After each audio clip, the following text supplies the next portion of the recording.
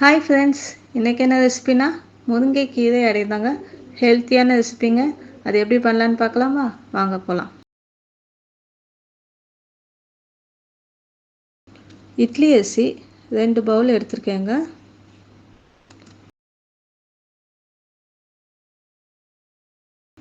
அதே போல் துவரம்பருப்பு 1 பங்கு எடுத்துருக்கேங்க அந்த பவுலில். கடலைப்பருப்பு துவரம்பருப்போட கொஞ்சம் கம்மியாக எடுத்துருக்கேங்க. 1 கைப்பிடி அளவு உளுத்தப்பருப்பு சேர்த்துக்கலாங்க. காஞ்ச மிளகாய் நான் 10 to 15 மிளகாய் சேர்த்துக்கேங்க. இப்போயே ஊற வச்சா தான் அரைக்கும் போது ஈஸியாக இருக்கும்.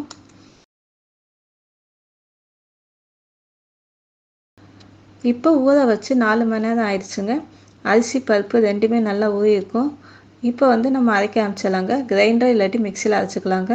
நான் இப்போ மிக்சியில் தான் அரைக்க போகிறேன்.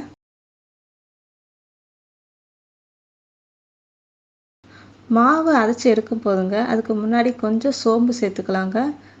1 டீஸ்பூன் அளவு சோம்பு சேர்த்துருக்கேங்க. மாவு அரைச்சி எடுத்தாச்சுங்க. மாவு பதம் எப்படின்னா தொட்டு பார்க்க போது மணல் மாதிரி இருக்கணுங்க. அந்த மாதிரி அரைச்சி எடுக்கணும். நைஸாக அரைச்சி எடுக்க வேணாம். மாவில் நான் பாதி மாவை எடுத்து வச்சுருவேங்க. உப்பு போடாமல் எடுத்து ஃப்ரிட்ஜில் வச்சிங்கன்னா நல்லாவே இருக்குங்க. நெக்ஸ்ட் டே கூட நீங்கள் யூஸ் பண்ணிக்கலாம். மாவுலங்க தேவையான அளவு மஞ்சத்தூள் சேர்த்துக்கலாம்.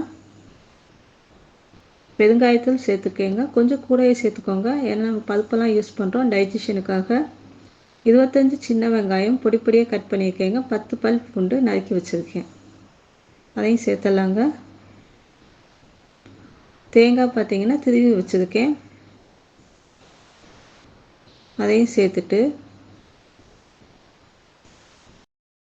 முருங்கைக்கீரையை நல்லா கழுவி சேர்த்துட்டேங்க. இப்போ முருங்கைக்கீரை இல்லைன்னா நீங்கள் வெந்தயக்கூரை கூட சேர்த்துக்கலாங்க. அதுவும் இல்லைன்னா நீங்கள் கருவேப்பிலை கொத்தமல்லி கூட நறுக்கி சேர்த்துக்கலாம். தேவையான அளவு உப்பு சேர்த்துக்கலாங்க. எல்லாத்தையும் இப்போ கலந்து எடுத்தாச்சுங்க.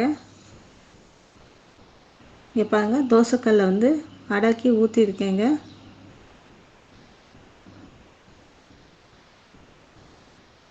எண்ணெய் சேர்த்துக்கலாங்க தேவையான அளவு. இது உங்கள் விருப்பம் தான். நீங்கள் எந்த அளவுக்கு எண்ணெய் நிறையா யூஸ் பண்ணிங்கன்னா ஊற்றிக்கலாம். இல்லை எண்ணெய் வெள்ளாட்டி கம்மியாக கூட ஊற்றிக்கலாம்.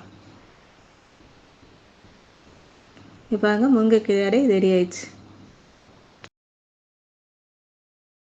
செஞ்சு பாருங்கள். பிடிச்சிருந்தால் லைக் பண்ணுங்கள், சப்ஸ்கிரைப் பண்ணுங்கள், ஷேர் பண்ணுங்கள். உங்கள் ஃபீட்பேக்கை எனக்கு கமெண்ட்டாக கொடுங்க. தேங்க்யூ.